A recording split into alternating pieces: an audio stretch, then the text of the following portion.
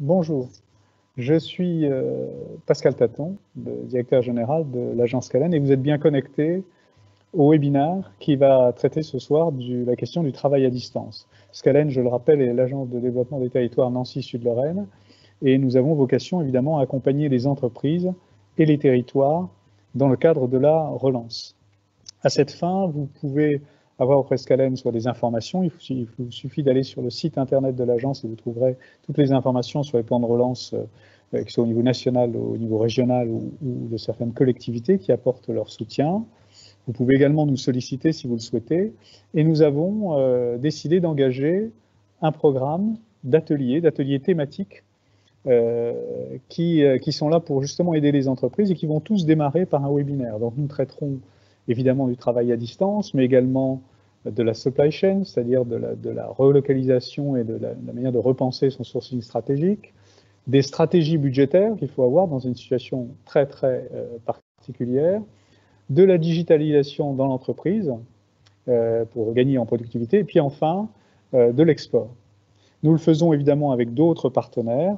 Je ne vais pas détailler ce soir, mais chacun de ces ateliers vise à initier des démarches collectives. Alors des démarches collectives, évidemment, l'idée n'est pas que toutes les entreprises fassent la même chose, mais que tout dirigeant qui souhaite travailler sur cette thématique puisse bénéficier de l'avis d'experts, de l'appui de consultants éventuellement, puisque parfois la région en met à disposition, et puisse aussi le faire dans le cadre de groupes de travail qui lui permet d'échanger avec d'autres dirigeants et de mieux apprécier sa situation personnelle.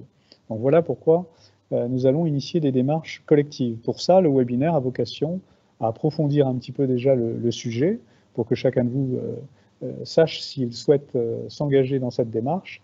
Et évidemment, vous nous le ferez savoir pour que nous puissions vous associer à ces ateliers. Alors en ce qui concerne le webinaire de ce soir sur le travail à distance, nous avons bénéficié du partenariat et de l'appui d'un certain nombre de personnes et je vais rapidement les citer. Comment va se passer le webinaire? C'est que il sera en deux parties. Une première partie, je vais donner la parole aux participants, aux intervenants, pardon, et dans la deuxième partie, vous le savez, vous avez la possibilité en ce qui vous concerne d'intervenir et de poser des questions ou de faire des remarques.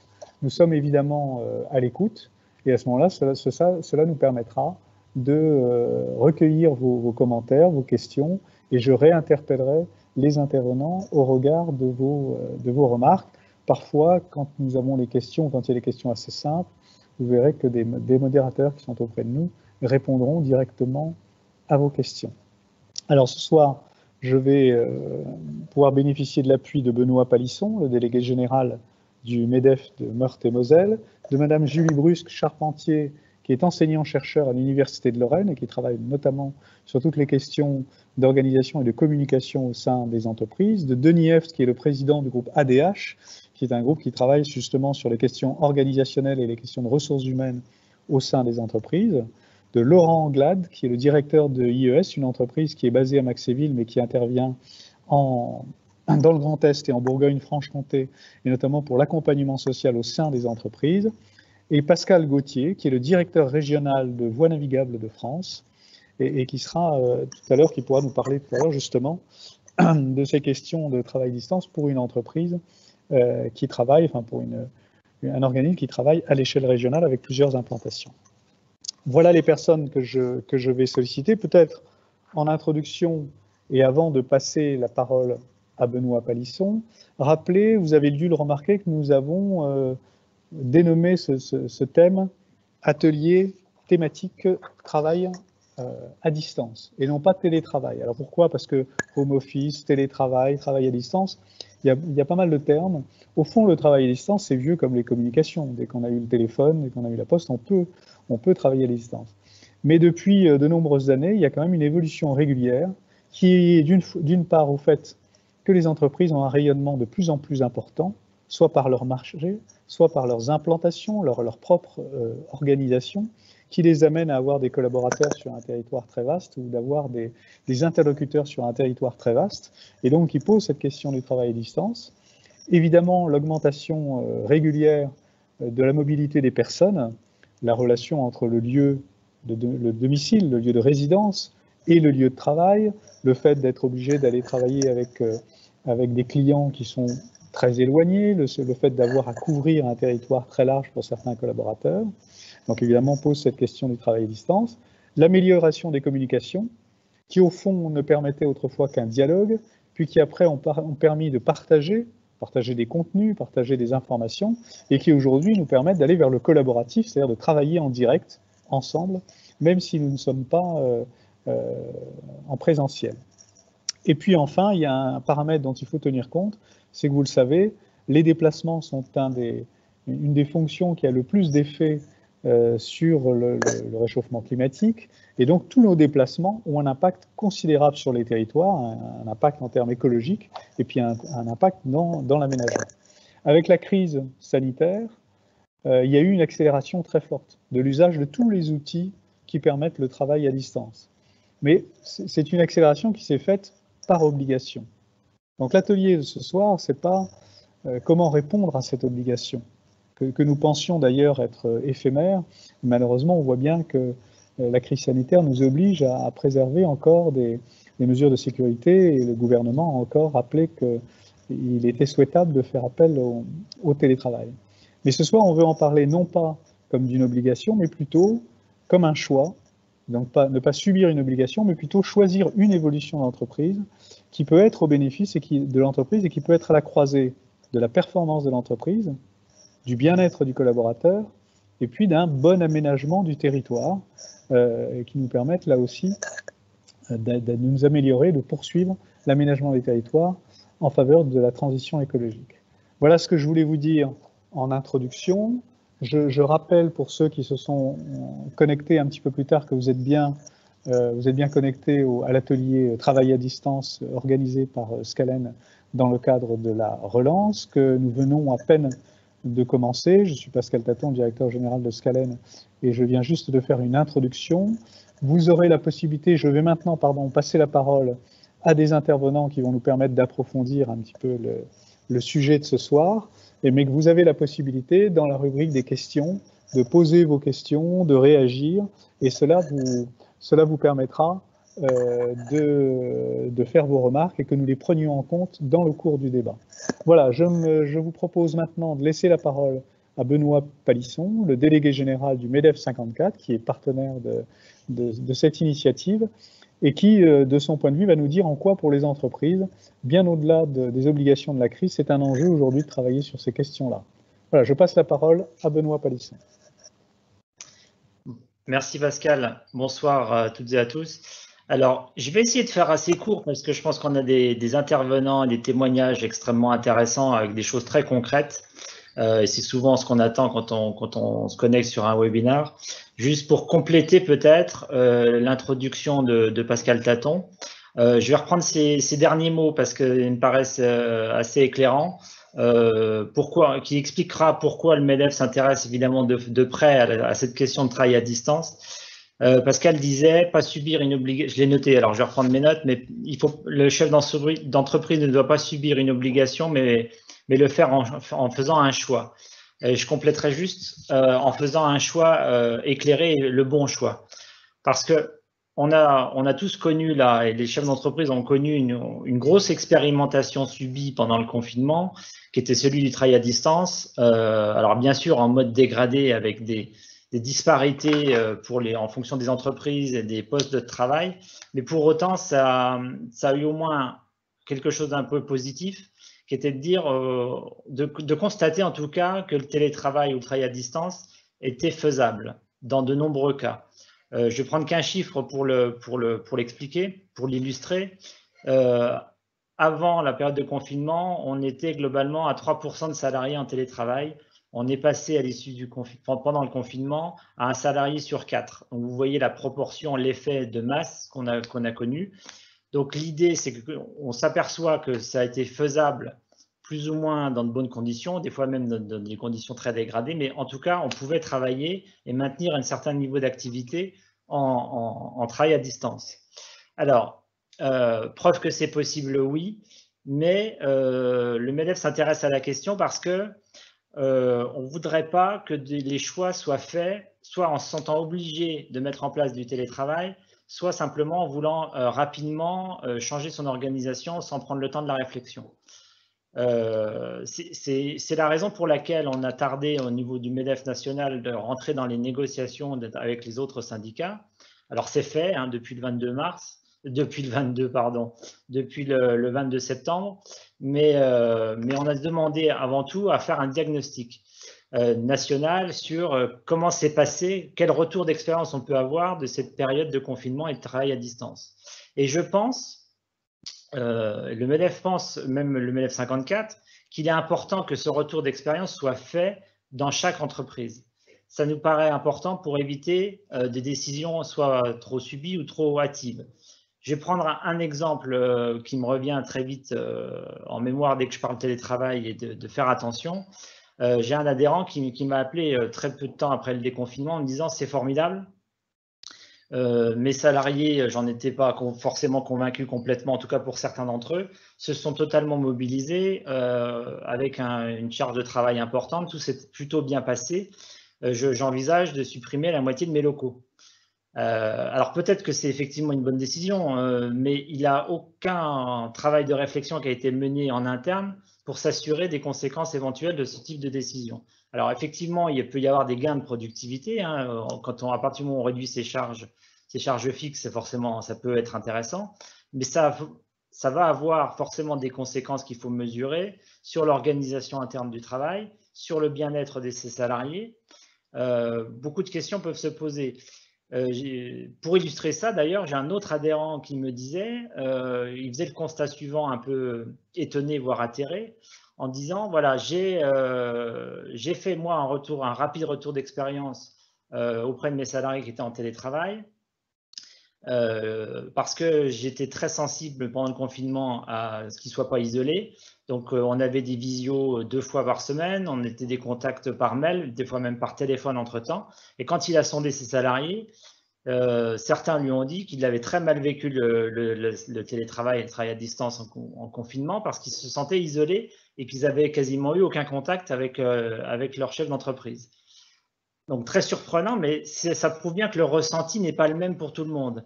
Donc mettre tout le monde en télétravail ou une majorité de salariés dès que c'est faisable peut avoir des conséquences assez importantes.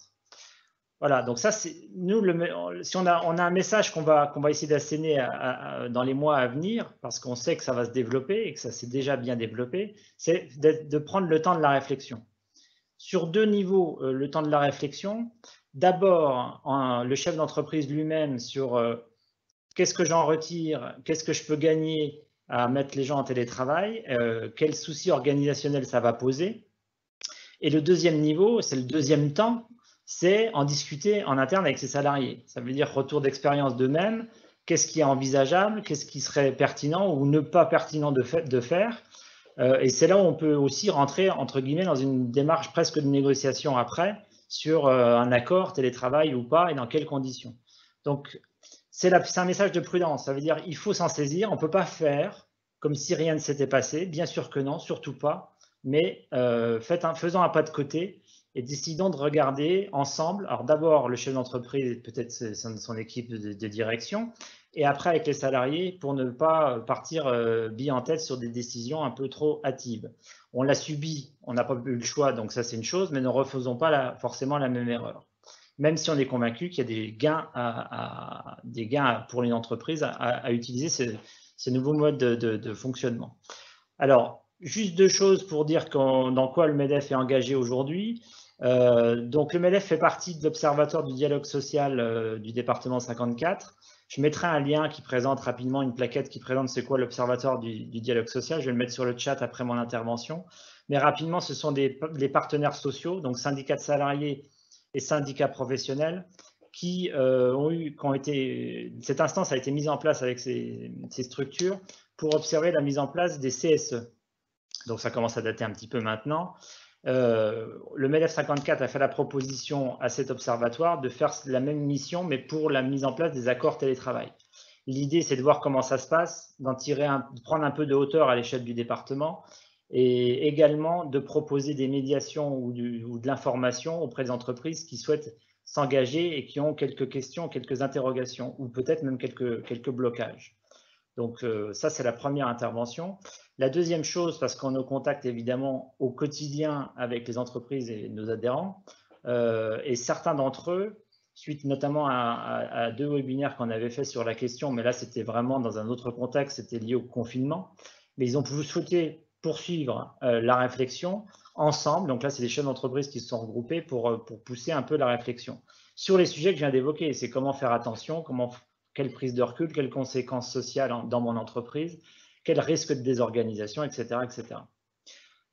Donc ce groupe s'est réuni déjà à 3 reprises. Ils ont décidé de le constituer en groupe de réflexion pérenne. Ils ont pris le nom de l'ABRH.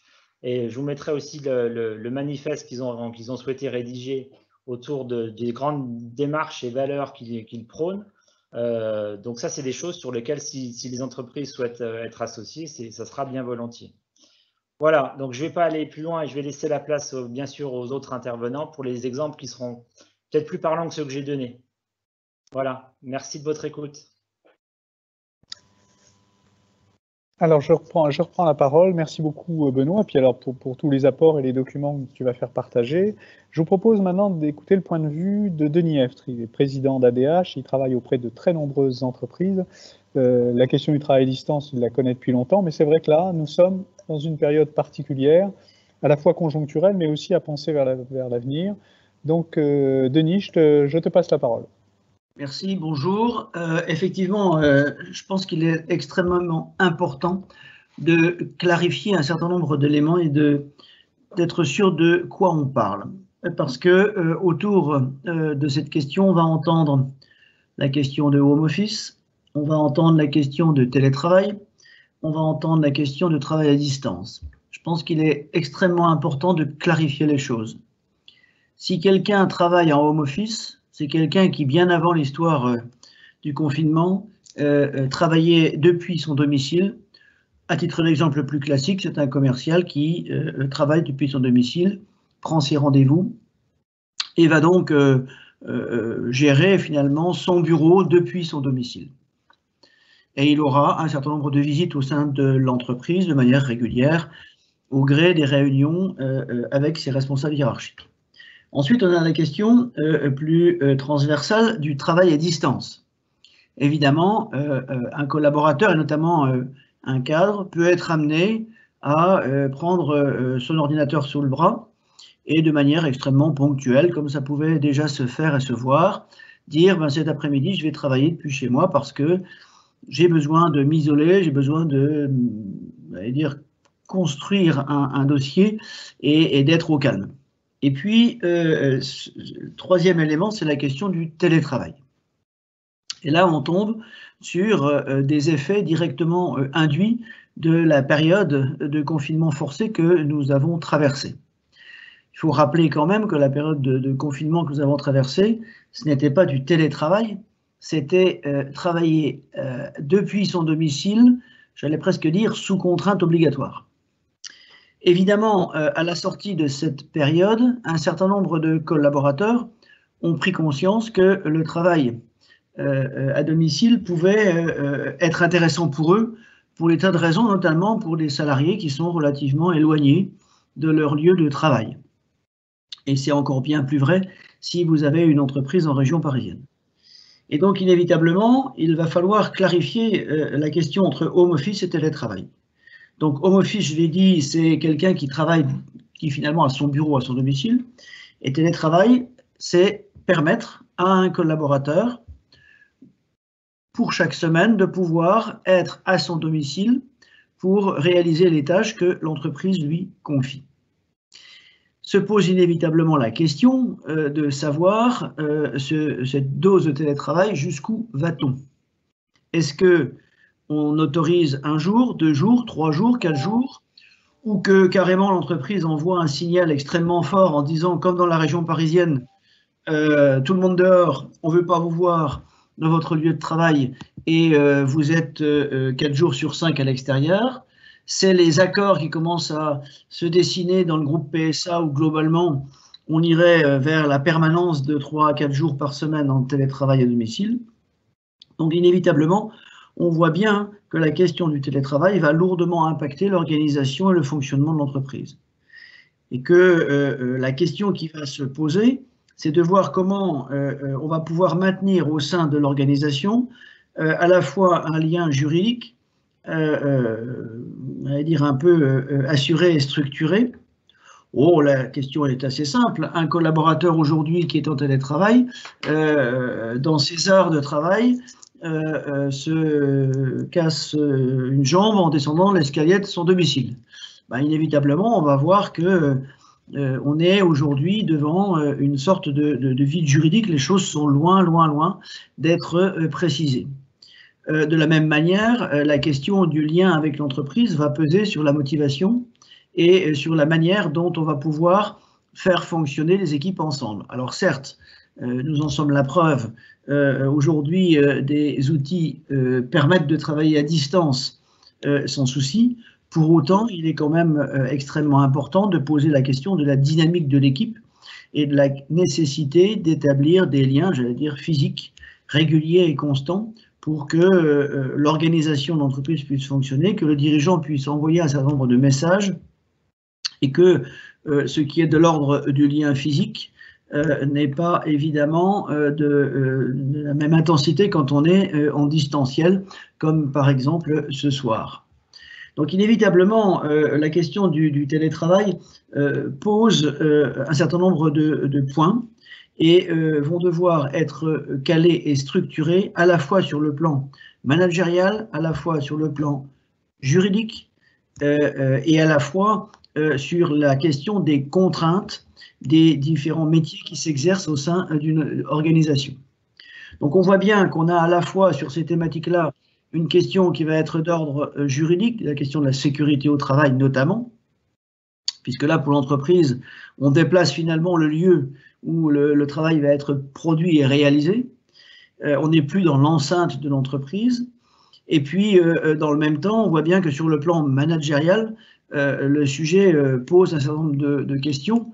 Et l'expérience qu'on a vécue avec le confinement et la sortie du confinement et parfois dans un certain nombre d'organisations, constat a été fait d'une forme de, j'allais dire, pas de délitement, mais en tout cas de baisse de productivité et d'un lien managérial qui a commencé à être beaucoup plus, j'allais dire, distant et beaucoup moins efficace.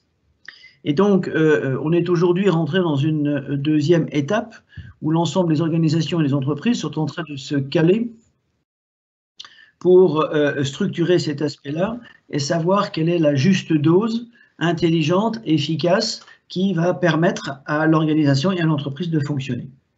Donc, on voit bien qu'on est quand même dans un nouveau monde et où les liens et, comment dirais-je, le rapport d'efficacité, la manière dont un collaborateur qui est à son domicile dans des conditions qui ne sont pas toujours forcément idéales, quelle productivité, quelle efficacité, quelle disponibilité va-t-il avoir? Et puis, évidemment, se pose aussi la question, au-delà du côté de l'aspect juridique et de l'aspect managérial, se pose aussi la question de l'isolement du collaborateur, parce que la question de travailler à son domicile peut être tout à fait pertinent et efficace pour une personne et totalement destroy pour une autre personne en fonction de la manière dont elle est structurée et dont elle est plus ou moins autonome, étant capable de travailler seule chez elle ou pas. Donc on voit bien que là se présente devant nous une transformation extrêmement importante à la fois sur le plan juridique, à la fois sur le plan managérial et à la fois sur le plan sociologique. Parce qu'évidemment, si je n'ai pas comment dirais-je, un environnement à mon domicile qui soit isolé et calme, avec des bambins qui ne viennent pas perturber la conversation, le sujet est quand même sur ces trois dimensions pas facile à résoudre et pas simple pour trouver un véritable équilibre. Pour autant, va se poser, c'est assez intéressant de le voir, que finalement, à travers la négociation qui se déroule aujourd'hui dans une multitude d'entreprises sur la question de savoir si on donne une journée de télétravail par semaine, si on donne 2 journées de télétravail par semaine, ou comme dans certains grands groupes aujourd'hui, avec la tension qui se reproduit à nouveau sur Paris, la région parisienne, sur le secteur de la défense aujourd'hui, tous les grands groupes ont renvoyé leurs collaborateurs probablement à 100% en télétravail jusque décembre, voire janvier ou février. Donc là aussi, il y a un distinguo à faire entre les entreprises qui sont en province et les entreprises qui sont dans des grandes métropoles du type Lyon, Marseille ou Paris. Voilà ce que j'avais envie de dire en guise d'éclairage. Ça veut dire que globalement, on voit bien que ce qui nous arrive renvoie à chacun la nécessité de pouvoir mesurer au niveau de ses collaborateurs le niveau d'autonomie que chacun peut avoir et la capacité à pouvoir gérer ces deux dimensions qui s'imposent au télétravail, des temps où je suis à mon domicile dans des conditions qui sont ce qu'elles sont, avec les moyens techniques que l'on a, et puis les temps que je vais à nouveau partager au niveau des équipes pour que la dynamique collective existe, parce que on ne me fera pas croire que globalement, on sera capable de faire vivre une dynamique collective uniquement à travers un écran et un micro. Voilà ce que j'avais envie de dire. Je suis prêt à répondre à toutes les questions. Évidemment, mon regard est à la fois, de par mon métier, et organisationnel et sociologique, et que, globalement, je pense qu'on ne peut pas passer à ce nouveau monde, parce qu'on est rentré carrément dans un monde nouveau et différent, sans se poser ce type de questions.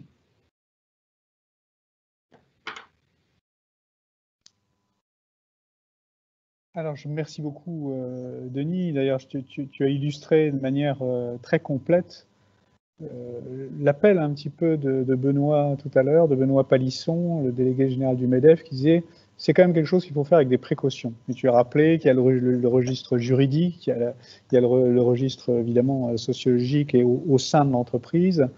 Tous ces éléments-là, il y a le mode organisationnel, ça se prépare, ça se pense, et je pense que ça se réfléchit pour chaque entreprise différemment. C'est ça qui est important, qui est très important. Alors, justement, je vais en profiter pour passer la parole là aussi à un dirigeant d'entreprise qui va nous dire, dans le cas présent, donc Laurent Glade, qui est le directeur d'IES qui est à Maxéville.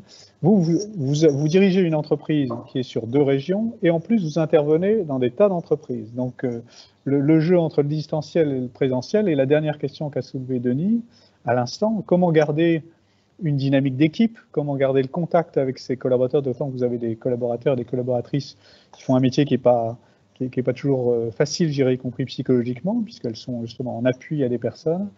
Comment vous voyez ça aujourd'hui et comment vous-même vous avez avancé au sein de votre entreprise? Oui, bonjour à toutes, bonjour à tous. Merci Pascal de me laisser la parole. Donc effectivement, on intervient sur le Grand Est et ça nécessite déjà, avant même cette période un petit peu complexe qu'on connaît, d'avoir mis en place des outils numériques et au-delà de ça, une charte télétravail. Alors en effet, pour revenir un petit peu sur ce qu'on a évoqué, la question n'est pas aussi basique que présentiel ou distanciel, d'opposer, je dirais, les deux de manière dogmatique. Et le raisonnement demande une certaine souplesse, une certaine flexibilité, un équilibre, comme l'ont rappelé déjà mes prédécesseurs, mais aussi un rapport de confiance avec ses collaborateurs et avec ses collaboratrices.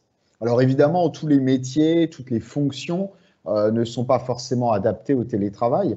Par exemple, par ma petite expérience, moi j'ai choisi de ne pas rendre éligible au télétravail une partie de nos métiers, notamment nos agents administratifs, agents d'accueil, parce que pour des raisons techniques, il était compliqué, et puis aussi d'autres fonctions support, hein, mais principalement celle-là, il était compliqué pour des raisons techniques de pouvoir déporter leurs moyens de travail à leur domicile, et puis aussi parce que j'estimais que le cœur de métier, notamment d'un agent d'accueil, ou administratif, c'est évidemment d'être en présentiel, à la dispo, en tant que fonction support, des différents collègues qui, eux, peuvent passer ponctuellement en antenne. Alors, effectivement, ça, c'est des choix qu'il faut assumer parce qu'on peut On peut par là, évidemment, créer quelques petites incompréhensions.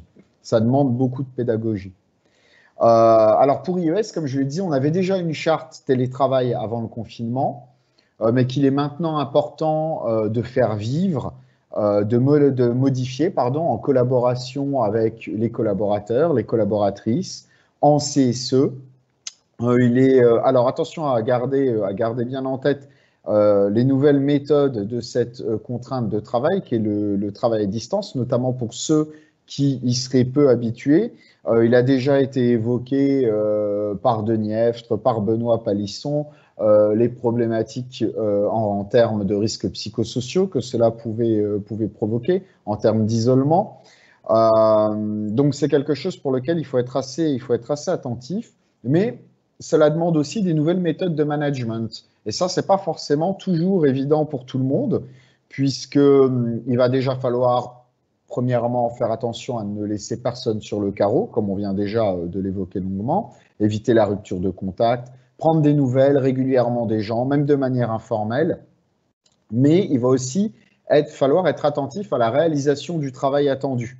Bah oui, parce que le travail à distance, le télétravail, le home office, c'est quand même du travail et on attend du salarié qu'il réalise le job pour lequel il est rémunéré.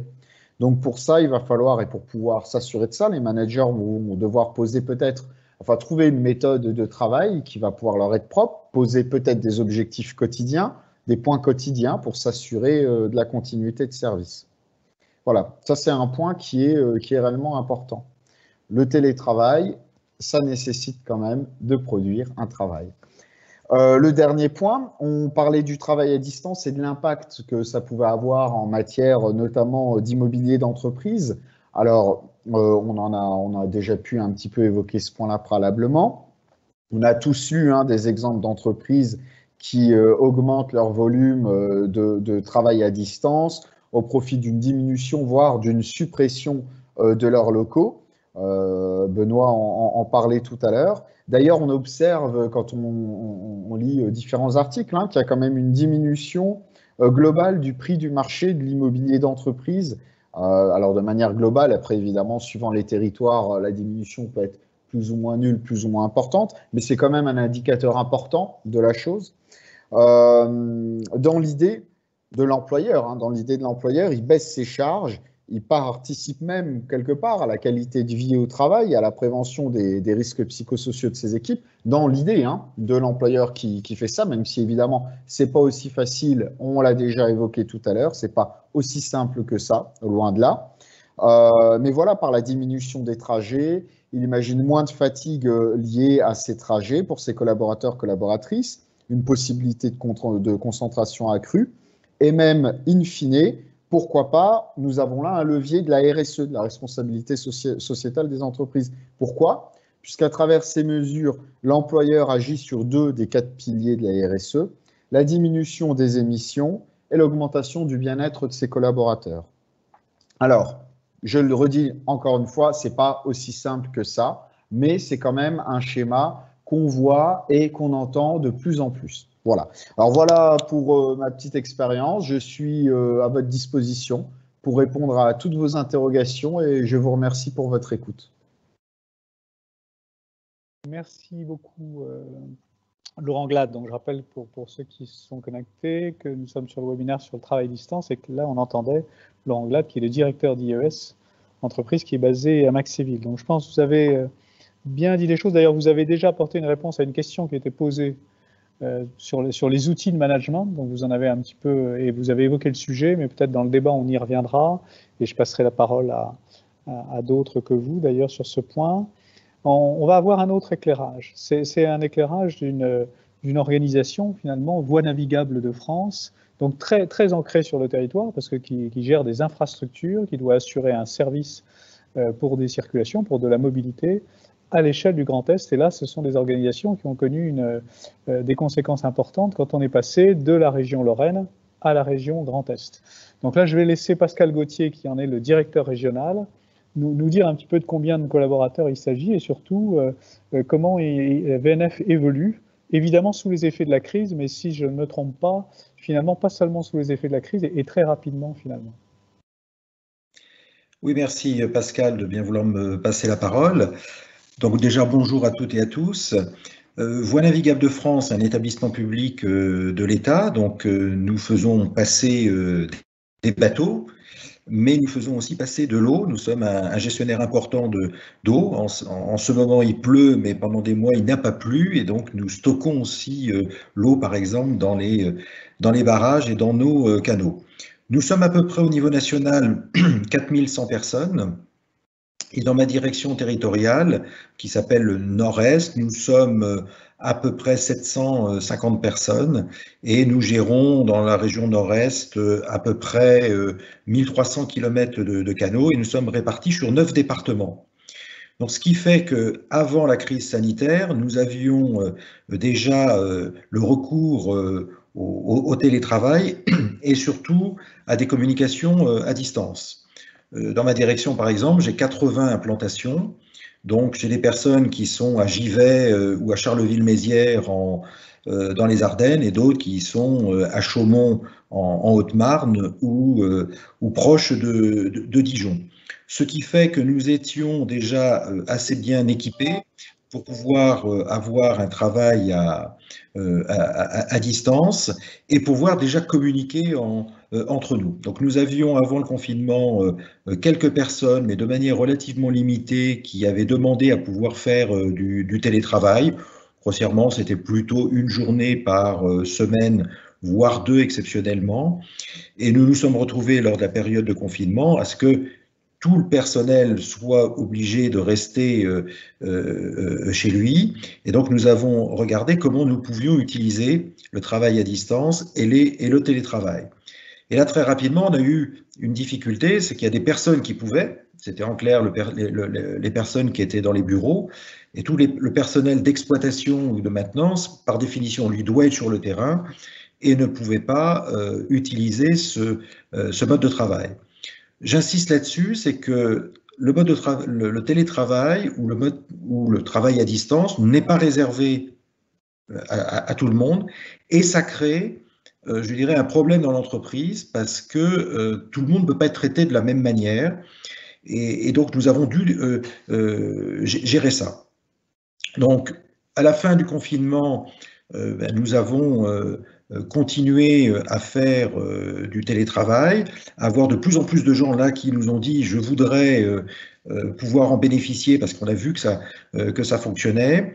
Et nous avons autorisé 2 jours par semaine maximum, exceptionnellement 3 jours pour des personnes notamment fragiles, puisque notre priorité était de préserver nos agents pour qu'on puisse être sûr d'avoir le personnel nécessaire pour faire fonctionner nos ouvrages. On s'est rendu compte en effet que quand le télétravail n'est plus une exception, mais presque une généralité, nous sommes obligés d'avoir des règles de fonctionnement. C'est-à-dire que le fonctionnement à distance n'est pas possible pour tout le monde, surtout à 100%, parce qu'on s'est rendu compte qu'il y avait un petit peu plus d'individualisme, qu'il y avait moins de collectifs, et que pour beaucoup de réunions, on avait aussi besoin de présentiel. Donc nous avons fait attention à ce qu'il y ait des règles simples, comment on peut joindre les gens, quand, qu'il y ait des jours où on disait aux gens non, vous ne pourrez pas télétravailler parce que ce sont des jours qui sont réservés pour le collectif. Et il a été important de remettre ce collectif pour que l'entreprise fonctionne correctement.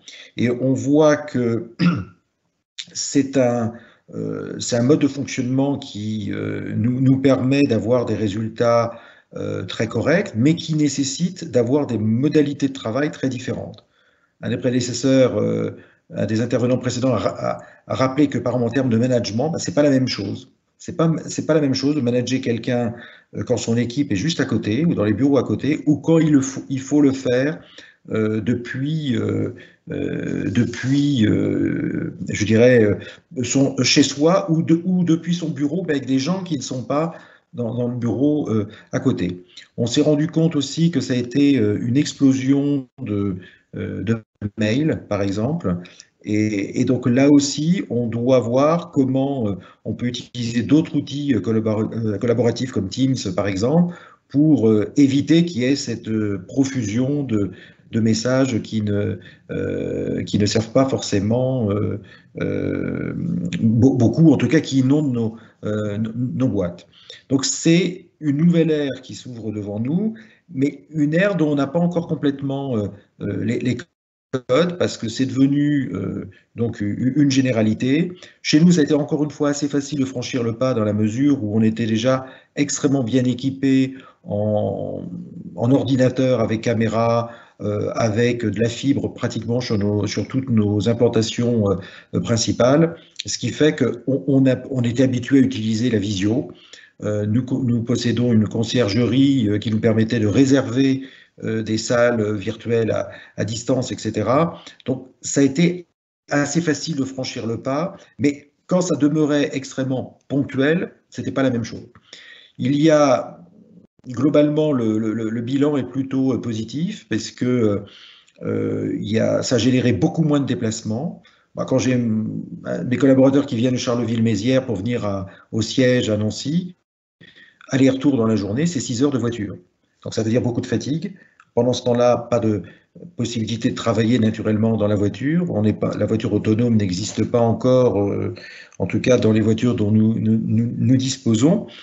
Et nous avons donc vu que c'est moins de risques d'accident, plus de sérénité pour nos collègues, moins de rejet de CO2 et finalement une manière de travailler ensemble qui est différente, mais qui fonctionne. Par exemple, quand nous faisons des téléconférences, des visioconférences, forcément, il faut être plus, je dirais, rigoureux dans la manière de gérer les échanges. Ça n'a pas vraiment été un problème, ça s'est fait très rapidement. Donc le bilan que nous avons pu en tirer, ce qu'on appelle un rétex, un retour d'expérience, a été assez positif, même s'il y a certains points sur lesquels nous devons être vigilants, c'est-à-dire encore une fois qu'il n'y ait pas deux catégories de collaborateurs, ceux qui peuvent télétravailler et ceux qui ne peuvent pas, et puis de comment nous gardons bien le collectif et qu'on ne soit pas que sur des individus qui travaillent de manière séparée et où la synergie ne fonctionne pas, ou ne fonctionne plus autant. Voilà le témoignage que je pouvais apporter par rapport à cette expérience. Merci beaucoup Pascal. Donc, Pascal Gauthier, qui est le directeur régional de VNF. D'ailleurs, tu as corrigé une petite erreur que j'ai faite, c'est bien Nord-Est, donc c'est bien plus que la région Grand Est. Et c'est un territoire très important, on l'a vu. Donc on voit bien là, c'était intéressant d'avoir cette vision-là, parce qu'on voit bien le profit quand même qui peut être tiré, notamment pour des organisations qui sont sur un territoire très vaste. Mais toi aussi, hein, tu l'as évoqué, on voit bien que ça demande quand même une adaptation en interne des équipes, du fonctionnement. Et tu as parlé de différenciation. On y reviendra. On a eu deux questions plus précises que je voudrais peut-être qu'on traite, puisque là, on a entendu parler les uns et les autres. Je suis désolé, on ne pourra pas entendre Madame Brusque, parce qu'elle a un petit problème de connexion, ce qui est bien dommage. Mais comme quoi, le travail à distance, il y a encore du travail sur les infrastructures et les flux d'informations. Mais en tout cas, on a entendu les points de vue des différents intervenants, je trouve, qui couvrent pas mal de points de vue. Et il y a deux questions qui sont relativement précises. Alors peut-être si je peux passer la parole à Denis Eftre, s'il peut remettre sa caméra, je vais lui passer la parole parce qu'il y a peut-être deux points sur lesquels tu peux intervenir. Les outils managériaux. Laurent Glade a parlé un petit peu, et puis Pascal vient d'en parler un petit peu aussi, de l'impact sur le management. Alors je ne sais pas, moi j'entends parler de management d'objectifs ou de management de moyens, comment on fait. Alors peut-être les outils, puisqu'il y a quelqu'un qui pose cette question-là.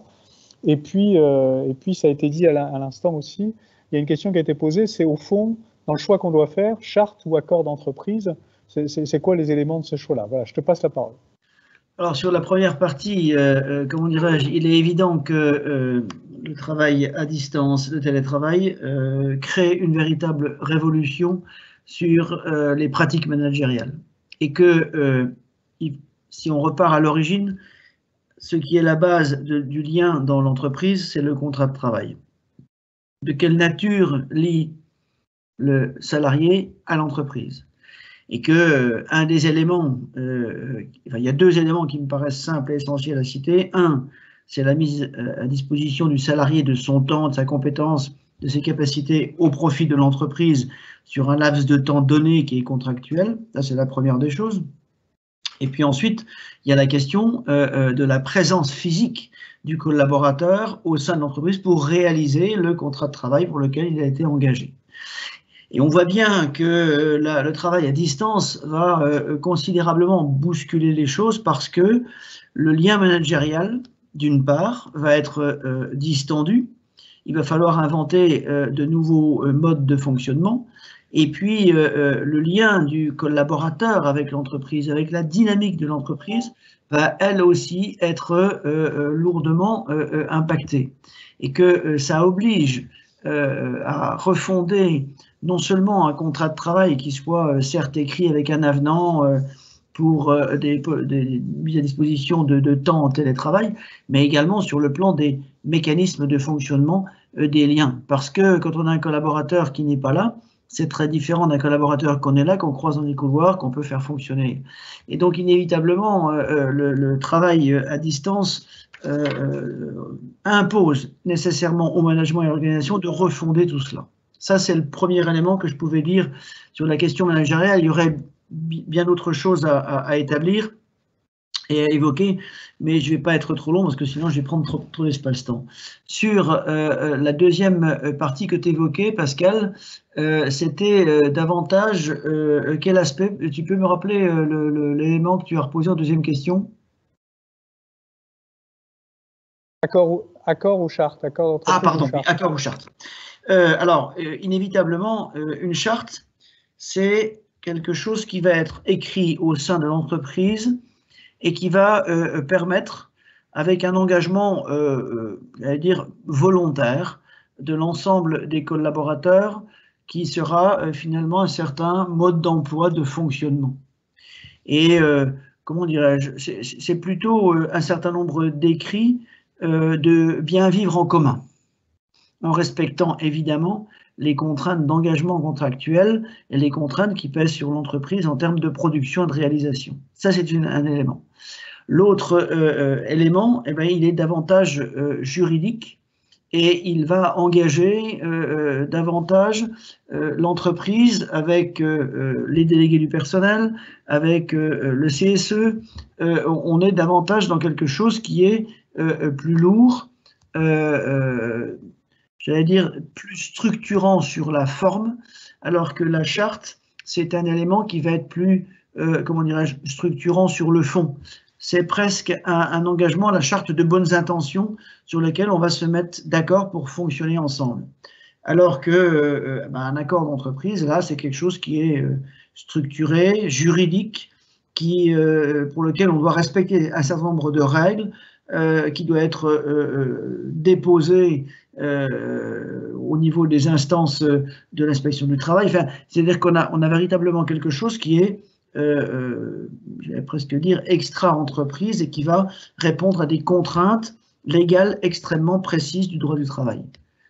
Alors que la charte, c'est véritablement un engagement du collectif humain qui dit, bien, on va respecter un certain nombre d'éléments de comportement qui va nous permettre de pouvoir mieux fonctionner ensemble. Merci, je vais peut-être reprendre la parole. Merci Denis. Je voulais en profiter, merci de ces explications, puis je vais juste sur le dernier point que tu as évoqué. Laurent Glade en a un petit peu parlé, et lui il a déjà fait une charte, il en est déjà à sa deuxième, enfin il l'a réactualisée. Je vous pose la question un petit peu à brûle pour point, Laurent, mais finalement, pourquoi une charte? Pourquoi vous n'avez pas été jusqu'à l'accord d'entreprise? Est-ce que vous en avez le projet? Comment vous voyez les choses? Je vous passe la parole. Oui, une charte, exactement pour les raisons que vient d'évoquer Denis préalablement. C'est exactement ça.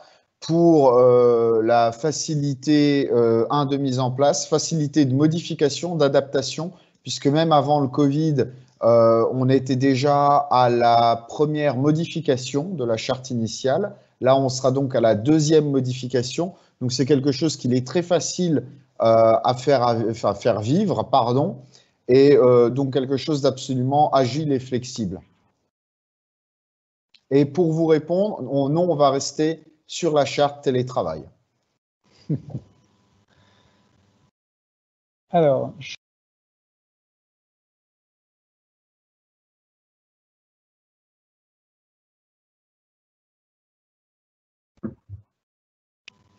excusez-moi, je n'avais pas mon micro. Il nous reste une petite demi-heure pour échanger.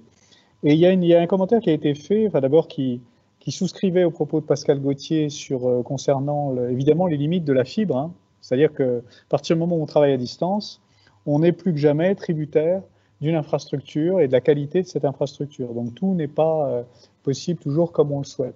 Mais il y a peut-être un point, si Pascal Gauthier on est d'accord, je lui repasserai bien la parole, parce qu'il y a un point qu'il a évoqué, mais d'autres... je pense que ce sera intéressant d'entendre aussi Laurent Glade sur ce sujet-là, c'est cette notion de différenciation. Pascal Gauthier l'a dit, finalement, on ne peut pas traiter tous les collaborateurs de la même manière. Et je pense que ça fait partie, Benoît Palisson pourra peut-être en parler, mais je pense que ça peut faire partie des appréhensions des dirigeants d'entreprise. C'est-à-dire à un moment de se dire, mais attends, on va être obligé de faire à la carte, on va être obligé de traiter le cas d'un tel différemment d'un tel. Comment ça se gère? Alors, ça peut être des personnes, mais ça peut être des tâches qui ne sont pas les mêmes. Il y a des tâches qui sont télétravaillables assez facilement. Par exemple, une des personnes qui a écrit un commentaire dit évidemment pour les fonctions support, ça marche bien. Pour d'autres fonctions, c'est moins facile. Et évidemment, ça induit des traitements différenciés des personnes.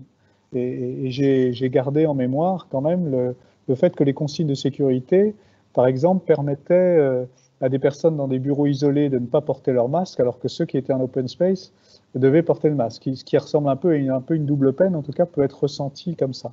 Alors Pascal Gauthier, si tu en es d'accord, je te repasse la parole pour que peut-être tu approfondisses comment vous avez abordé cette question. Est-ce que c'est par métier? Est-ce que c'est en fonction du positionnement des personnes? Comment vous avez vu cette différenciation entre différents collaborateurs? C'était très simple, ça s'est fait quasiment automatiquement, puisque c'était en fonction vraiment des métiers des agents.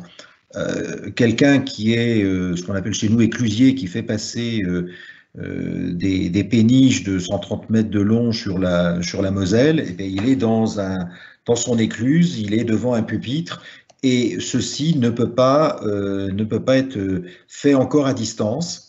À terme, ce sera possible, mais aujourd'hui, ce n'est pas le cas.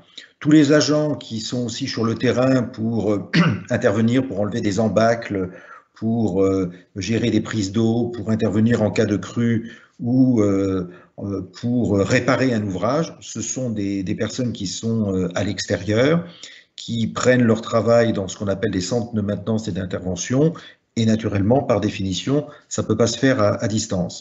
Donc les seules personnes qui ont pu télétravailler, c'était les personnes qui étaient en bureau.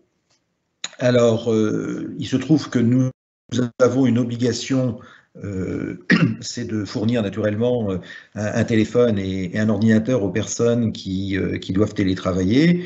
Pendant le confinement, nous n'avions pas équipé l'ensemble de notre personnel de portables et de téléphones. Donc, pour pallier ces difficultés, puisque là, on n'était pas sur du télétravail choisi, mais sur du télétravail imposé et de fait, nous avons autorisé les personnes à pouvoir prendre leurs ordinateurs du bureau pour l'emmener chez eux, parce que tout le monde n'avait pas un ordinateur de bureau, pour des raisons aussi de sécurité. Et puis nous avons certaines applications qui ne peuvent se faire que sur des logiciels qui sont au travail et qui ne sont pas naturellement installables sur des ordinateurs, par exemple, personnels. Donc ça s'est vraiment fait, la distinction a été faite entre personnel de bureau, tertiaire, et ceux qui étaient du personnel de terrain. Sachant que le personnel de terrain représente une forte proportion dans les agents que nous avons. Mais on le sent bien, ça a été très bien accepté, mais ça renforce cette distinction entre personnel de bureau et personnel de terrain. Je ne sais pas si j'ai répondu exactement à ta question, Pascal.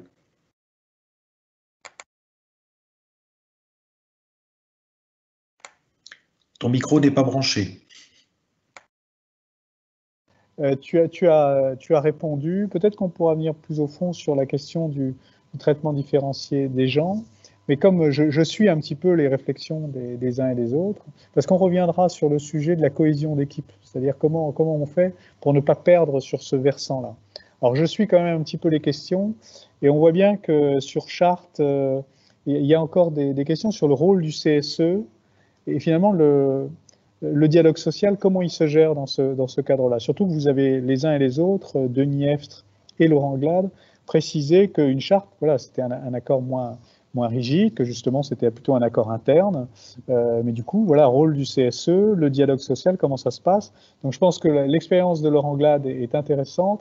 Et puis à suivre aussi Benoît Palisson, puisqu'il l'a un peu évoqué, mais il suit l'Observatoire du dialogue social, donc de voir lui comment, depuis son point de vue, les remontées qu'il a sur ce sujet-là.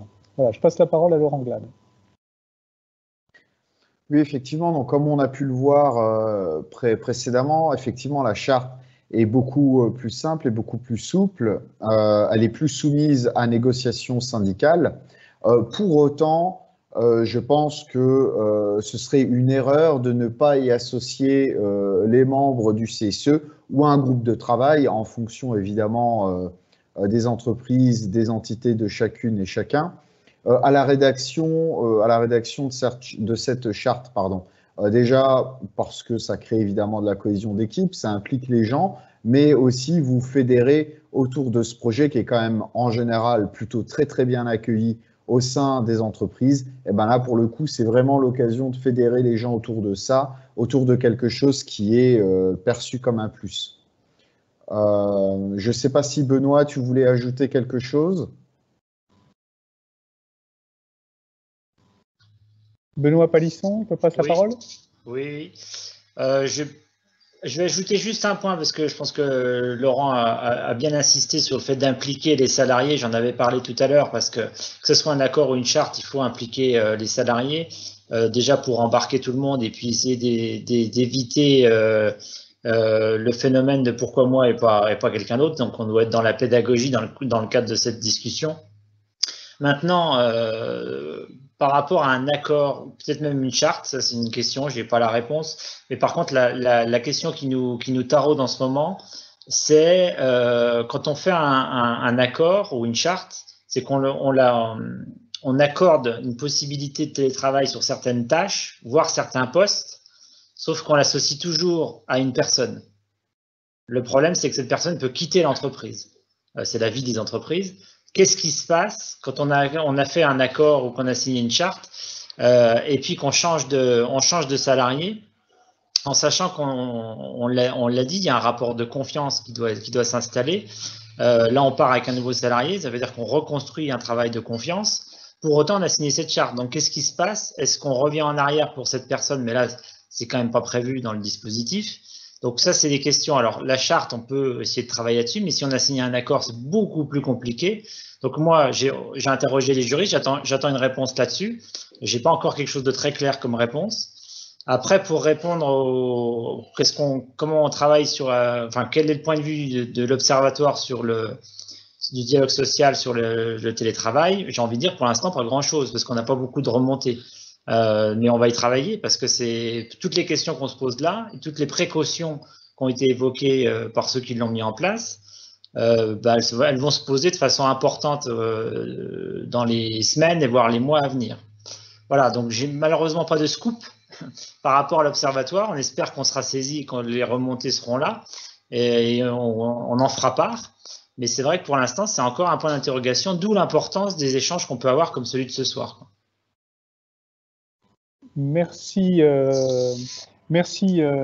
donc à la fois à Laurent et Benoît Palisson du MEDEF sur cette remontée. Alors évidemment, et du coup l'expérience qu'on mène, et si derrière on peut mener des ateliers, alors qu'on espère en présentiel, et plutôt en petits groupes de travail, je pense que ça pourra nourrir cette question sur le dialogue social.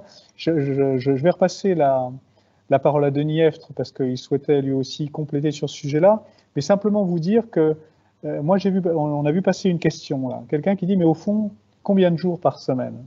Et c'est vrai que c'est un petit peu la question récurrente, combien de jours par semaine?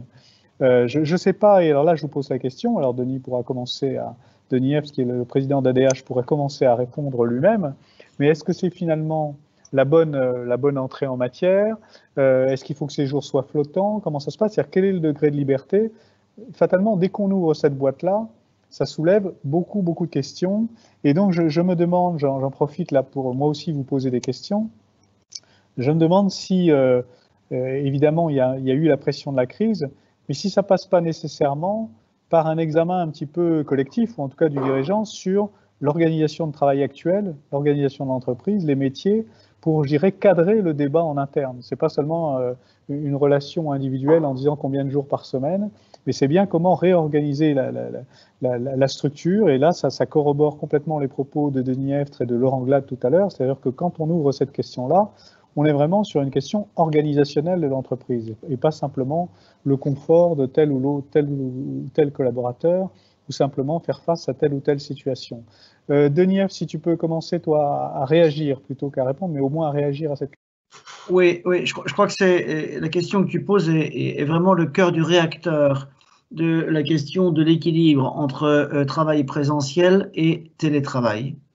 Et que, inévitablement, on voit bien que globalement, ce qui nous arrive là va nous pousser à totalement, comment dirais-je, transformer notre rapport au travail, notre rapport à la hiérarchie, et d'aller vers comment dirais-je, une prise en compte de la responsabilisation de chacun dans une organisation. Et on sait par expérience qu'au sein d'une entreprise, vous prenez 10 collaborateurs, vous en avez 2 qui seront totalement en capacité à gérer une dose non négligeable de télétravail 2 jours par semaine ou 3 jours par semaine, et puis vous avez des collaborateurs qui ne pourront pas s'inscrire dans cette logique-là et pour qui un jour par semaine sera déjà très important et très lourd à porter. Ça, je pense que on est vraiment dans quelque chose qui est totalement nouveau et dans laquelle il faut arriver à remettre, comment dirais-je, des moyens d'autorégulation où chacun trouve son équilibre par rapport à la question de la liberté et de l'autonomie. Et c'est pas, les êtres humains ne sont profondément pas égaux sur cette thématique. Et qu'il y a des personnes qui ont besoin de s'inscrire dans une activité qui est très organisée, très structurante, et puis vous avez des gens qui sont autostructurants et qui sont capables de faire vivre un contrat en direct, et avec beaucoup plus de souplesse. Donc je pense que là, on rentre dans une étape que je qualifierais, moi, d'apprentissage collectif, et pour lequel il faut absolument pas oublier que l'objectif n'est pas la liberté totale des différents acteurs de l'entreprise, mais de ne pas oublier que l'entreprise a un objectif de résultat, d'efficience, de productivité, et que inévitablement il va falloir recréer un cadre juridique d'équilibre entre l'organisation et les contraintes de ses clients et la capacité d'autonomie et de liberté que les collaborateurs ont finalement commencé à goûter avec délice, mais pour lequel c'est pas si simple. Et quand je dis goûter avec délice, pour un certain nombre de collaborateurs, ça s'est retourné au bout d'un certain temps où ils ont souhaité revenir dans l'organisation parce que trop paumés. Donc on voit bien que on va être dans une phase de découverte d'un monde nouveau dans laquelle il va falloir que chacun mesure le degré d'autonomie qu'il est capable de supporter et pour l'organisation, le degré d'autonomie qu'il est capable de lâcher. Merci Denis, je pense que c'est important ce que tu as dit sur l'apprentissage, parce que on a beaucoup parlé, de prendre des précautions, bon, ça peut faire un petit peu peur, évidemment c'est une question qui se réfléchit, mais on est bien dans une notion d'apprentissage, c'est-à-dire qu'il faut y rentrer et je pense qu'on y rentrera. Je rappelle que, évidemment, comme tu le disais, certains collaborateurs ont pu prendre goût rester chez soi, mais je lisais, puisqu'il y a eu beaucoup de littérature, je pense que les uns et les autres ici en ont lu, on se rend compte que, moi je trouvais cette analyse assez édifiante, à savoir qu'un collaborateur en télétravail est souvent un travailleur qui est bien dans ses pompes et qui est très productif. Sauf que le jour où il commence un petit peu à décrocher, en général, ça décroche beaucoup plus vite et ça se passe mal. Pourquoi? Parce qu'il n'y a plus cette communauté humaine, qui est quand même une entreprise, il ne faut pas l'oublier, qui est une communauté sociale, une communauté humaine, et qui peut justement l'aider à prévenir ces difficultés. Alors, sur cette question que vous avez évoquée les uns les autres, je voudrais passer la parole à Laurent Glade, parce que dans les échanges qu'on avait eus en amont, d'une part, il a justement des collaborateurs qui font un travail qui peut être même lourd psychologiquement et qui ont besoin, enfin il a une terminologie là-dessus, de partager. Donc ça, c'est intéressant. Et puis également parce que finalement, on ne passe pas totalement en distanciel. Il y a du présentiel et du distanciel. Donc comment on jongle? Ça veut dire qu'on a deux modalités de travail avec lesquelles on doit jongler. Je vous laisse la parole, Laurent. Oui, en effet, pour expliquer un petit peu plus ce que vient de dire Pascal, nous, nos collaborateurs, collaboratrices sont composés pour, en grande majorité, en immense majorité, d'assistantes sociales. Donc, c'est effectivement une profession qui, par le cœur de métier, hein, les travailleurs sociaux, en règle générale, s'inscrivent beaucoup dans l'échange. C'est quelque chose qui vraiment fait partie de ce métier, l'échange de pratiques, la décharge émotionnelle même avec ses collègues, même si évidemment il y a des dispositifs hein, qui existent, qui sont prévus et spécifiques pour ça. Mais voilà, c'était un petit peu pour résumer la chose, expliquer la chose. Donc effectivement, nous, on a quand même la particularité d'avoir des gens qui, lorsqu'elles travaillent, vont faire des permanences en entreprise. Et effectivement, alterner le télétravail pour les temps plutôt de suivi, les temps plutôt administratifs et les temps dits opérationnels en entreprise chez nous, ça nous permet quand même d'éviter que pour des salariés, même qui seraient 100% en télétravail, il y ait un risque d'isolement fort, puisque par leur cœur de métier, il continuera à rencontrer les salariés qui les accompagnent, les DRH, des entreprises où ils vont, etc. Effectivement, c'est pas quelque chose qui, pour notre métier, serait vraiment top. Hein. On ne peut pas se permettre dans nos professions d'avoir des gens qui n'échangent pas entre elles, entre eux, puisque, voilà, comme je viens de vous le dire, c'est vraiment le cœur de métier. Est-ce que j'ai répondu vraiment, Pascal, à votre interrogation? Là, j'ai l'impression de m'être un peu éloigné. Non, vous avez parlé bien de l'entreprise. Non, c'est comment les collaborateurs, alors c'est dommage, nous n'avons pas Madame Brusque en direct, hein, parce que c'était comment eux, ils apprennent aussi à jongler, parce que Denis parlait d'apprentissage, entre du présentiel, du distanciel, du présentiel et du distanciel. Donc c'était simplement ce point-là, mais je pense que les éléments que vous avez évoqués sont utiles et permettent d'avoir les réponses. Moi, je voudrais réinterroger Pascal Gauthier, parce qu'il a fait son intervention. Je voudrais quand même rappeler que, encore une fois, le travail, c'est pas forcément une demande du collaborateur simplement pour son bien-être. Ça peut être, et Denis F l'a rappelé, un souci d'efficacité pour l'entreprise. Je rappelle que le travail à distance, c'est pas seulement entre les collaborateurs et le dirigeant, c'est aussi avec les partenaires. C'est-à-dire, on a de plus en plus. Et moi, je pense que les uns et les autres, Pascal Gauthier disait tout à l'heure, finalement, on s'est rendu compte qu'on avait des réunions en visioconférence qui se passaient très bien. Moi, je voudrais, moi aussi, apporter un simple témoignage. C'est que, d'une part, quand il y a des réunions en visioconférence, j'ai le sentiment que ça a imposé une sorte de discipline de prise des paroles qui parfois s'est avérée très efficace. En revanche, et c'est là que ça redonne du poids au présentiel, en revanche, on n'a pas pu avoir les apartés qu'on a parfois. Quand on se voit dans une réunion, il y a tout ce qui se passe avant et tout ce qui se passe après la réunion. Et j'imagine que Pascal Gauthier, pour Voies navigables de France, quand il rassemble ses équipes, évidemment, il y a tout l'ordre du jour de la réunion, mais il y a l'occasion pour lui de voir certains de ses collaborateurs et d'avoir des échanges là-dessus. Donc je pense que ce serait intéressant, Pascal, que tu reprennes la parole pour nous dire, de ton point de vue, enfin tu l'as un petit peu dit tout à l'heure, mais comment vous gérez ça et en quoi finalement il y a des évolutions qui vont être pérennes à VNF, parce qu'elles correspondent bien à un nouveau mode de fonctionnement et elles ne sont pas simplement des réponses à une crise ou à des consignes de sécurité. Alors déjà, on s'est rendu compte d'une chose, c'est que quand nous organisons des visioconférences, c'est soit tout le monde est en distanciel, soit tout le monde est en présentiel. C'est-à-dire que quand nous mélangions l'un et l'autre, il y avait un petit noyau qui profitait d'une proximité, d'échange, de discussion pendant que quelqu'un, par exemple, parlait. Et ceux qui étaient en distanciel avaient l'impression de manquer quelque chose. Donc, on a une règle aujourd'hui, c'est, sauf exception parce que quelqu'un a une difficulté et tout, mais c'est tout le monde en présentiel ou tout le monde en distanciel. Ensuite, nous avons par exemple pour les comités de direction que j'organise, on se voyait une fois par mois.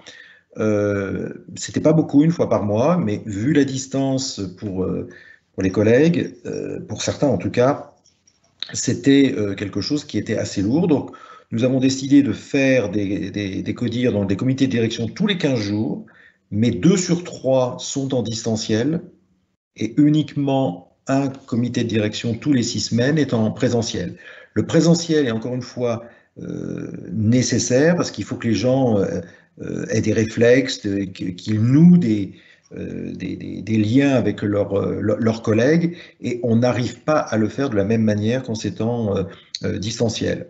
Vis-à-vis des partenaires extérieurs, ça dépend toujours si c'est une première réunion ou pas. Mais quand on veut faire connaissance avec quelqu'un, ça se fait quand même beaucoup plus difficilement en distanciel qu'en présentiel. Après, il y a aussi les compatibilités de logiciels. Si on veut faire une visioconférence avec des préfets, c'est le système du ministère de l'Intérieur. C'est simple, il faut aller dans une préfecture pour pouvoir faire une visioconférence. Donc, si on dit, est-ce que vous utilisez Zoom, est-ce que vous utilisez Teams ou d'autres outils, ça ne marche pas. Donc, mais on s'est rendu compte, par exemple, que beaucoup de réunions de suivi peuvent se faire en distanciel, alors qu'on avait le réflexe plutôt du présentiel auparavant. Donc, ça modifie quand même sensiblement notre manière de faire. Quand nous avions, par exemple, ce qu'on appelle, nous, des balayages pour régulièrement voir avec un collaborateur où on en est sur les dossiers, ça, on le faisait déjà en distanciel, parce qu'on n'allait pas faire venir quelqu'un de Charleville-Mézières, je prends toujours celui qui est le plus loin, pour 1 heure de discussion. Moi, j'avais été assez frappé en arrivant dans mon poste de voir le nombre de déplacements qu'il y avait. Donc, on a beaucoup utilisé avant la crise sanitaire cette possibilité que nous avons de pouvoir faire des visioconférences où on a quand même le lien. Il ne faut jamais oublier une chose, c'est que quand on s'exprime, il n'y a que 7-8% du message qui passe par les mots. Le reste, c'est que de l'intonation, de mémoire 37-38% et 55% pour la gestuelle. Donc, quand on a quelqu'un uniquement au téléphone, on entend bien les mots, on entend l'intonation, mais c'est quand même atténué. Donc, on a plus de la moitié du message qui ne passe pas. Donc, la visioconférence, c'est quand même très intéressant et pour pouvoir justement faire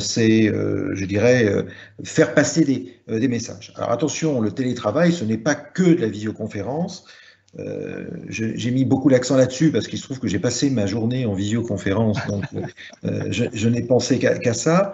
Mais il ne faut pas oublier qu'une bonne partie du temps, c'est quand même aussi traiter des choses sur son poste de travail. Donc ça nécessite aussi à ce qu'il y ait des règles aussi de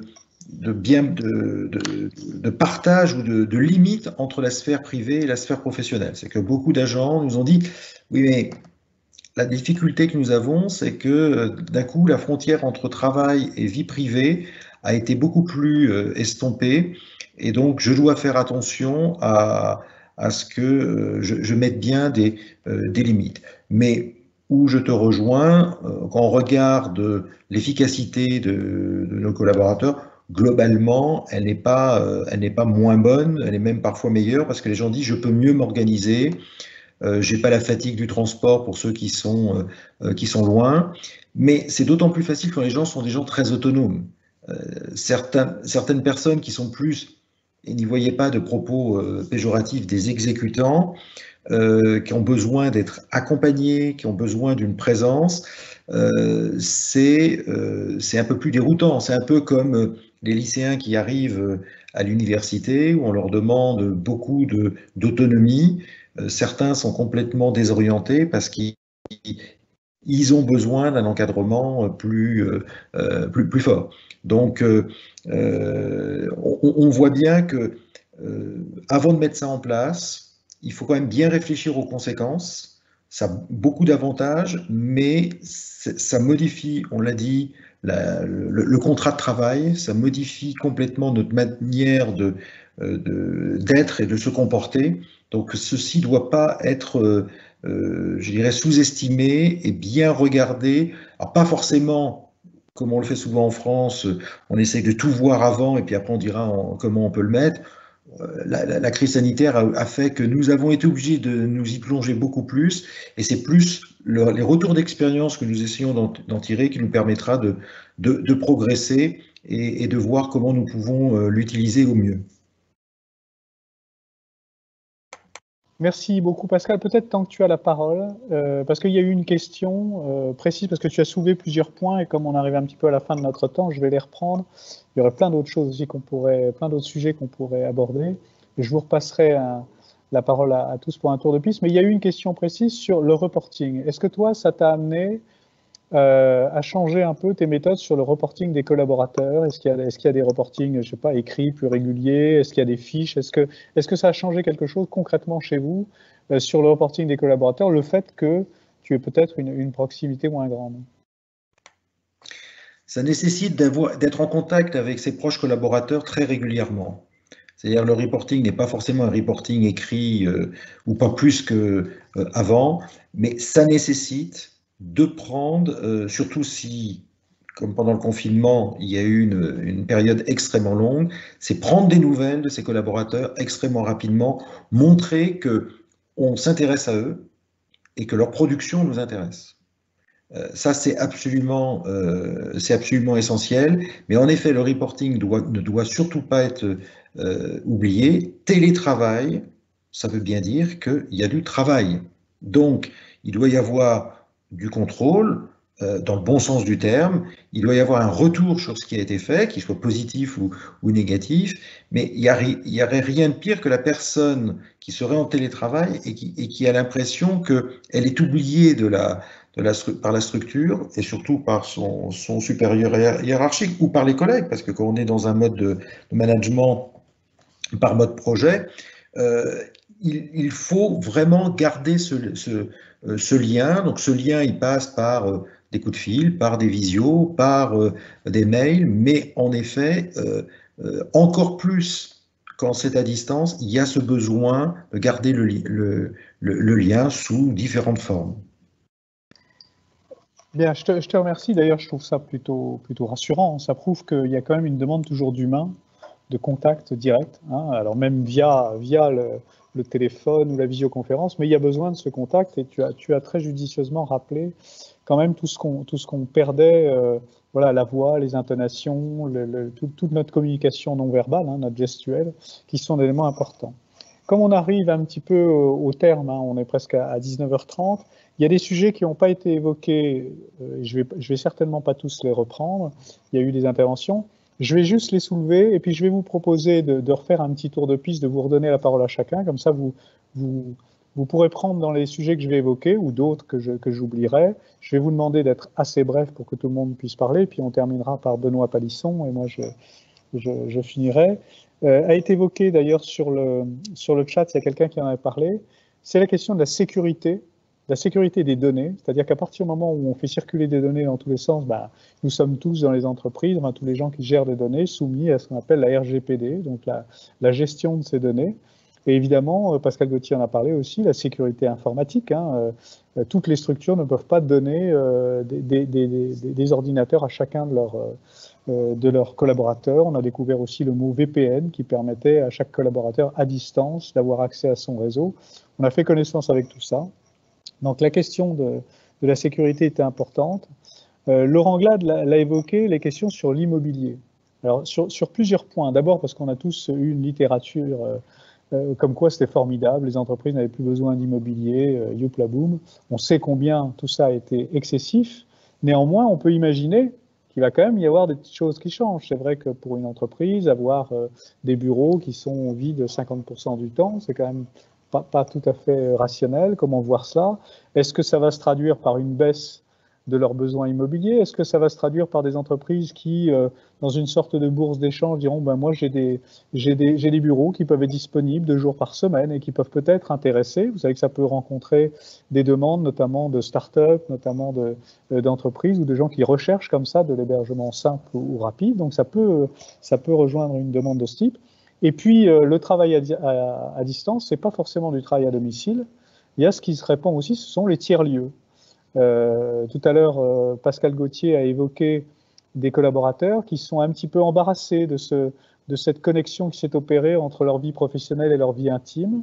Moi, j'ai des collaborateurs qui m'ont dit, mais pour moi, je refuse d'avoir le travail à la maison. Parce que justement, quand je rentre chez moi, je ne veux plus avoir à m'occuper de travail. Et pourtant, ils peuvent avoir intérêt à dire, mais par contre, ça m'intéresse de travailler à 3 km de chez moi plutôt que d'avoir à en faire 30 ou 60 pour venir là.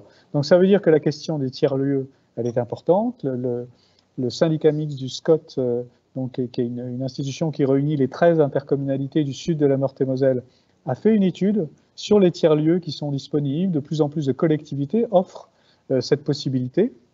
Donc, est-ce que ce n'est pas quelque chose qui va s'accélérer, et de même un petit peu à l'image du covoiturage ou autre qu'on va faire. Et puis l'autre point que je voulais évoquer, parce qu'on l'a peu évoqué, c'est l'influence sur les services publics et l'aménagement des espaces publics. Il y a là des personnes qui travaillent sur des zones d'activité. On n'a pas pu avoir Dominique Sacco qui préside une association d'une zone d'activité, mais Denis Eftre a également ce mandat-là sur Brabois. On sait que l'aménagement des zones, depuis 10 ans, c'est les collaborateurs demandent d'avoir de plus en plus de services présents, et puis de plus en plus, ils mangent sur place. Et vous l'avez entendu comme moi, quand à Paris, on reconseille de nouveau le télétravail, vous avez les restaurateurs qui disent, attendez, si tout le monde se met à télétravailler, moi je vis en grande partie par des repas qui s'opèrent le midi quasiment sur le lieu de travail. Donc, quelles sont les conséquences? Et on sait aussi que les transports en commun sont très liés, évidemment, aux arrivées massives pendant les heures de pointe.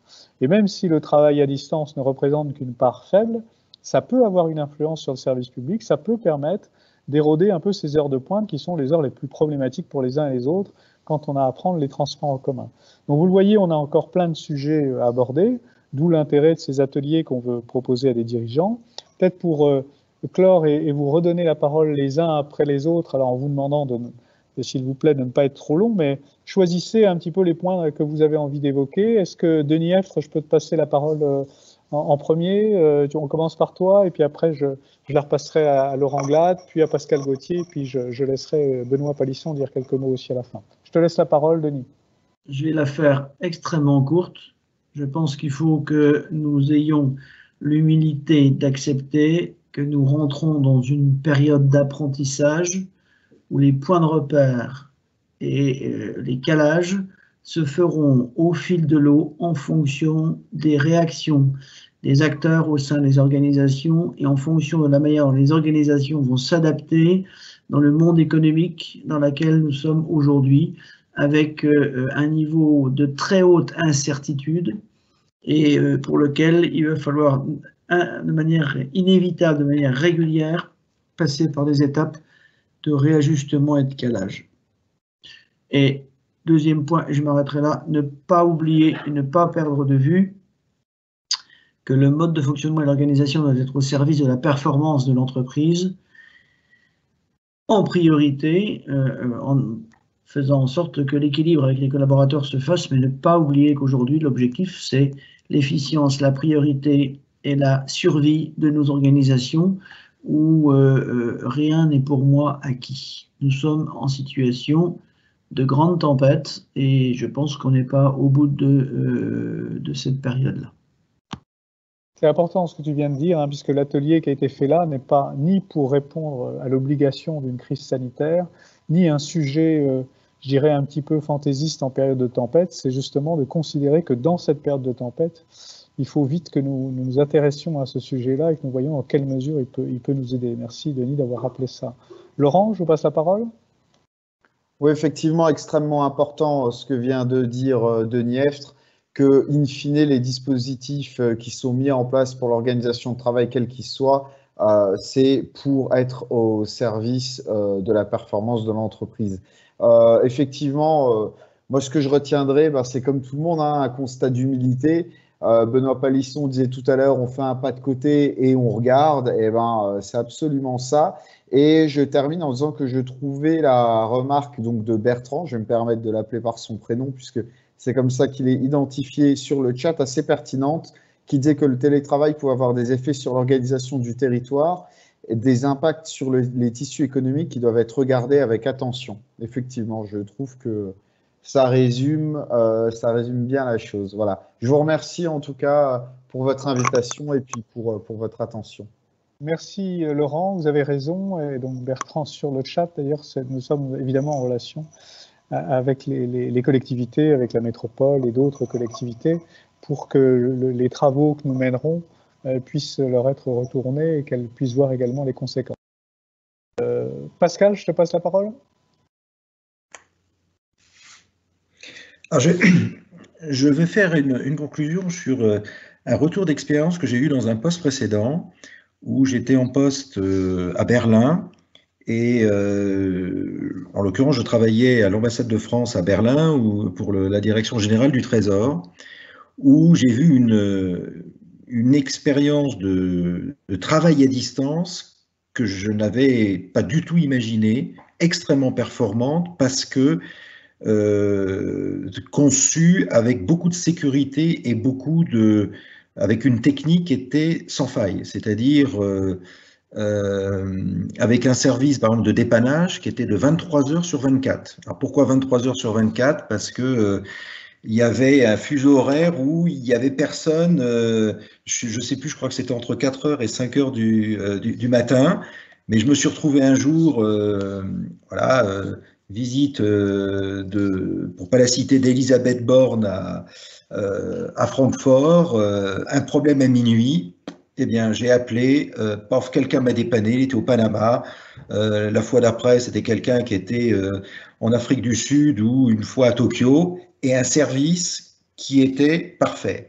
Donc, pour que ça fonctionne, il faut qu'il y ait aucun problème sur l'infrastructure et sur le service de dépannage. Et quand c'est le cas, à ce moment-là, tout le monde voit que on peut l'utiliser de manière extrêmement efficace. Et c'est vrai que j'avais eu un peu d'appréhension au début en me disant mais qu'est-ce qui se passe si j'ai un problème alors que je suis à 1000 km pratiquement de la capitale et que je n'aurais que mon téléphone et mon ordinateur? Eh bien non, ça fonctionnait. Donc il faut que la tendance suive. Ça, c'est extrêmement important. Merci Pascal. Alors ça a été redit d'ailleurs par une des personnes qui a participé, qui l'a écrit. Les infrastructures, le suivi, c'est extrêmement important. D'ailleurs, on a bien vu que pendant la crise, les prestataires avaient fait des progrès énormes en accéléré. C'est pas seulement l'apprentissage qui progresse, c'est aussi l'offre de services, mais aussi les infrastructures. Et ça, c'est de l'aménagement du territoire également, l'aménagement du territoire qui est essentiel. Benoît, je te passe la parole puisque le MEDEF est évidemment partenaire sur ces initiatives. J'évoquerai après toi très concrètement comment des dirigeants ou des personnes qui souhaitent poursuivre doivent nous faire part de leur envie. Mais je te laisse toi aussi dire 2 mots sur l'enjeu de ce travail. Alors, conclusion serait compliqué parce qu'il s'est dit beaucoup de choses. Je vais quand même me permettre de réagir sur l'exemple du Panama. Parce que ça évoque un sujet qu'on n'a pas évoqué, c'est les risques de délocalisation des services quand même. Bon, on va pas repartir sur un débat, on n'a pas le temps, mais je fais juste une aparté par rapport à ça, parce que nous, on se préoccupe quand même d'un phénomène qui est plus près que le Panama, c'est le Luxembourg. À partir du moment où le télétravail, ils se sont saisis très très vite de l'opportunité, ils développent le télétravail. Ils sont en train de, bon, peut-être qu'ils ne les résoudront pas complètement, mais en tout cas, c'est une piste pour résoudre les problèmes d'embouteillage pour travailler au Luxembourg. Donc, ce qui nous sauvait, entre guillemets, quelque part, puisque ça freine certains salariés transfrontaliers au bout de quelques temps de se dire je vais pas passer 3 heures dans les transports. Si en plus on leur offre des tiers-lieux près de chez lui pour travailler avec un salaire nettement supérieur, on va commencer à avoir un gros souci. Voilà, bon, c'était juste une aparté. Après, sur la forme de conclusion, je crois que le mot-clé, il a été prononcé par Denis F, c'est apprentissage, on ne reviendra pas là-dessus. Simplement pour insister qu'on rentre dans une zone où effectivement le chef d'entreprise et les organisations doivent rentrer dans une phase d'apprentissage. Quand on dit apprentissage, pour moi, ce qui est intéressant, ça veut dire qu'il faut faire peut-être du collectif ou rentrer en mode réflexion apprenante. C'est pour ça que je te laisserai, Pascal, expliquer après la manifestation d'intérêt et tout ce qu'on pourrait mettre en place pour réfléchir de façon collective avec les chefs d'entreprise. Je prends les 3 exemples. Il y a eu des questions sur le chat, tu l'as dit Pascal, sur la RGPD. Il y a eu des questions sur les modalités de reporting, des questions sur charte ou accord, qu'est-ce que je dois faire. Ce sont des questions à la fois d'organisation ou des questions plus simples à répondre. C'est pour ça que le collectif va être important. Moi, le seul message, c'est celui que je donnais au démarrage, c'est de dire il faut faire un pas de côté, comme le rappelait Laurent, pour se saisir de la question et pour que le télétravail soit pas un problème, mais bien une opportunité. Et puis pour effectivement qu'on n'oublie pas que c'est au service de la productivité de l'entreprise. Donc, faisons un pas de côté. On peut le faire à plusieurs parce que les questions qui ont été mises sur le chat apportent des réponses soit simples, soit compliquées et surtout adaptées à chaque situation de salarié et d'entreprise. Voilà, donc il y a discussion à avoir, il y a réflexion à avoir et puis après, négociation éventuellement en interne avec les salariés. Bien, bah écoutez, je reprends la parole évidemment pour remercier tous les gens qui nous ont suivis. Hein. Il y a un peu plus de 50 personnes qui ont suivi ce webinaire. Évidemment, remercier les intervenants qui sont là ce soir. Donc, Bruno Palisson, le délégué général du MEDEF Meurthe-et-Moselle, Laurent Glas, qui est le directeur de l'entreprise IES à Maxéville, Denis F, le président d'ADH, qui lui est basé sur le Technopole de Brabois, et puis Pascal Gauthier, qui est le directeur régional de Voies navigables de France. Je remercie aussi, même si pour des petits problèmes de connexion, ils n'ont pas pu intervenir de vive voix, mais Madame Brusque, qui est enseignant-chercheur sur ces questions de communication au sein de l'entreprise, et puis Dominique Sacco, qui est le président de l'association des entreprises de Rive-de-Meurthe. Simplement vous dire aujourd'hui que ça, c'était une mise en bouche. J'espère qu'elle vous a intéressé. J'imagine qu'elle vous a montré l'ampleur du sujet. J'insiste sur le fait que si nous avons démarré sur ce thème dans le cadre d'un programme de relance, c'est ni pour répondre simplement aux consignes de sécurité nécessaires en période de crise sanitaire, ni pour simplement évoquer un sujet qui serait purement prospectif, mais bien pour faire de cette question-là, de cette question organisationnelle, et pour aller même, comme l'a dit Laurent Glade, jusqu'à la question de la responsabilité du RSE, la responsabilité sociale des entreprises, sociétale des entreprises, nous pensons vraiment que ça peut être un sujet à aborder pour accélérer la modernisation de l'entreprise. Mais évidemment, il faut y consacrer du temps. Et on l'a dit, peut-être que j'en ai peut-être pas assez souligné, évidemment, entre une petite, une grande entreprise, une entreprise qui travaille à l'export et une entreprise qui travaille que régionalement, évidemment, tous les cas de figure sont différents. C'est la raison pour laquelle nous vous proposons des ateliers collectifs, donc en petits groupes de travail. Peut-être qu'il y aura de temps en temps besoin de le faire en distanciel, mais on essaiera au contraire de privilégier le présentiel pour que vous puissiez partager avec d'autres dirigeants d'entreprise. Nous animons ces ateliers et évidemment, nous serons là pour aller à la recherche des réponses à toutes les préoccupations que vous avez et toutes les questions que vous vous poserez, mais plutôt en faisant du sur-mesure. Alors, si vous êtes intéressé par cette démarche, vous pourrez vous adresser à nous en nous faisant part de votre intérêt sur l'adresse électronique qui est affichée, et c'est sur le chat, oui, c'est ça, qui s'est affiché echo@scalen. Donc voilà, elle est affichée là, et nous la renverrons évidemment à toutes les personnes qui étaient inscrites. On vous relancera sur ce sujet-là. Inscrivez-vous et nous vous recontacterons pour organiser ces groupes de travail. Et puis je vous rappelle que c'était le premier webinaire que nous avions organisé. Nous aurons jeudi 15 octobre un webinaire qui sera organisé sur la supply chain et la relocalisation, comment repenser son sourcing stratégique. Benoît Palisson a un petit peu fait la transition parce qu'il a évoqué le fait que justement, il fallait éviter quand même l'évasion qui pouvait être consécutive au travail à distance. Ben, au contraire, là, on sera dans une thématique qui a été beaucoup évoquée durant la crise et que la crise a mis en exergue. C'est les chaînes d'approvisionnement, les chaînes commerciales, la supply chain, comme on dit parfois, et comment elles peuvent être plus locales qu'elles ne l'étaient, à la fois pour une plus grande robustesse des entreprises et puis aussi pour un meilleur bénéfice sur nos territoires. Voilà, je vous remercie toutes et tous de nous avoir suivis et je vous donne rendez-vous lors du prochain webinaire de Scalen. À très bientôt.